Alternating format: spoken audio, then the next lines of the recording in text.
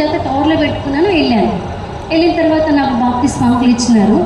నేను ఏమనుకుంటున్నానంటే నేను తీసుకెళ్ళినాను కదా కవరు, ఆ బట్టలతో బాప్తిసం తీసుకుంటాను.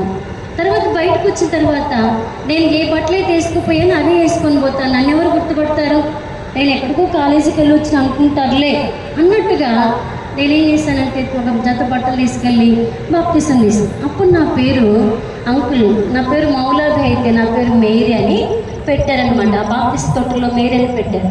తర్వాత బయటకు వచ్చిన తర్వాత వాగ్దానాలు ఇస్తారు కదా, ఆ వాగ్దానం హస్తనిక్షేపణ అయిపోయింది. ఆదివారం పూట మాకు బాప్తిసాలు ఇచ్చారు.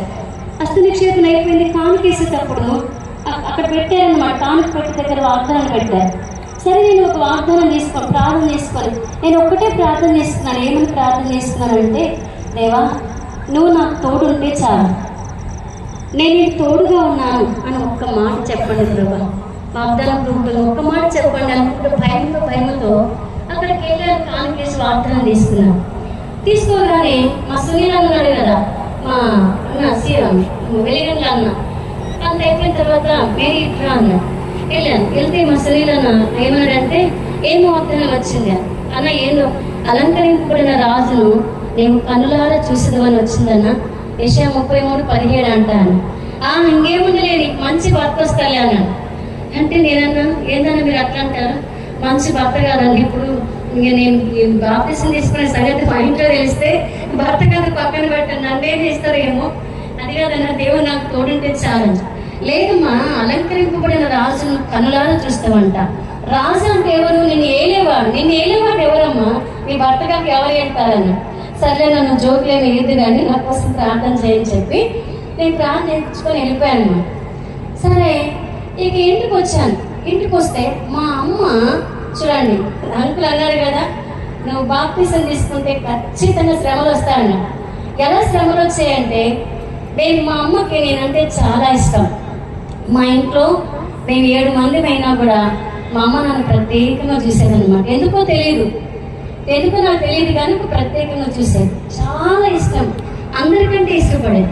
అట్లాంటి అమ్మ ఆమెం చేసిందంటే, ఏంది పాప సెలవులు ఇచ్చినప్పుడు ఎందుకు రావట్లేదు ఇంటికి, సర్లే నేనే పోదామని చెప్పి, నాకు ఇష్టం అని చెప్పాను కదా, అత్తరసాలు అంటే అరిసెలు అవన్నీ తినేవన్నీ చేసుకొని మా అమ్మ, అప్పుడే నేను పసిదికి ఇంట్లోకి వచ్చాను. అంతకు ముందే మా అమ్మగారు వచ్చారనమాట. సరే, నేను ఇక అమ్మని చూడగానే సంతోషంతో అమ్మా అనుకుంటూ పోతే మా అమ్మ తుప్పు నా ముఖాన్ని ఉమ్మేసింది. ఛీ, దరిద్రపు దాన, నేను ప్రభుని నమ్ముకున్నావు కానీ బాప్తిసం తీసుకోవద్దంటే నువ్వు ఎట్లా తీసుకుంటావని నాకు ఒక ప్రశ్న ఇప్పటికీ నాకు అర్థం కాదు. ఏంటిదంటే, నేను వేసుకొని పోయిన బట్టలతోనే మళ్ళీ వచ్చాను కదా, నేను బాప్తిసం తీసుకునే సంగతి ఎవరు చూశారు, ఎవరు చెప్పారు?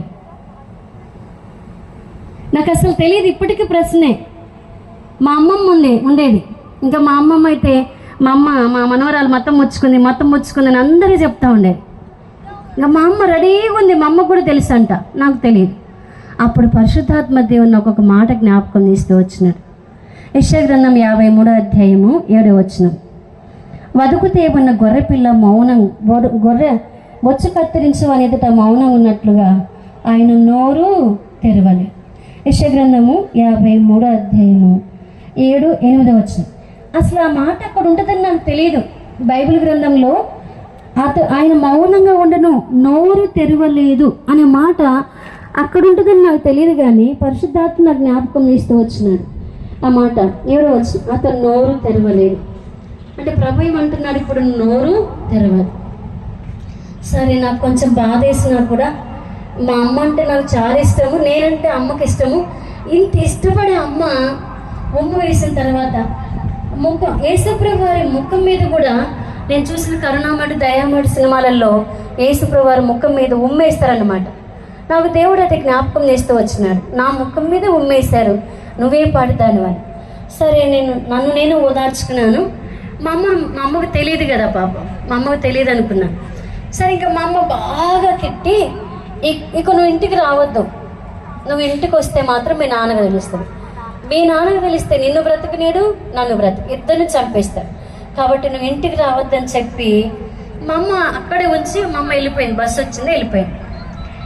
మా ఊరికి మా అమ్మమ్మ వాళ్ళ ఊరికి వెలిగండ్లకి మా ఊరికి 2:30 లేక 3 గంటల ప్రయాణం.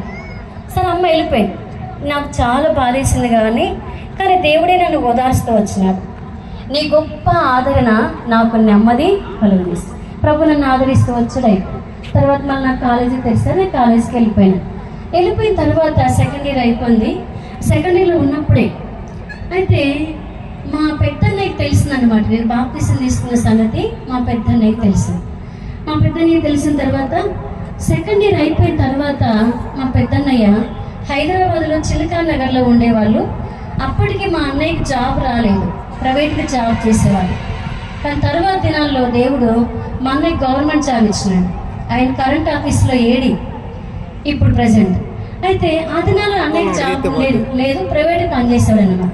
ఇప్పుడు నన్ను తీసుకెళ్ళాడు అక్కడికి, ఇంకా రామ్మ అని. అక్కడికి వెళ్ళిన తర్వాత నేను ఫస్ట్ పక్కన ఉన్న వాళ్ళని అడిగాను, ఎవరైనా క్రైస్తవులు ఉన్నారా అంటే చిలకా నగర్లో ఒక ఫ్యామిలీ ఉంది, మా నైబ్రోన్ సహవాసానికి వెళ్ళే ఫ్యామిలీ.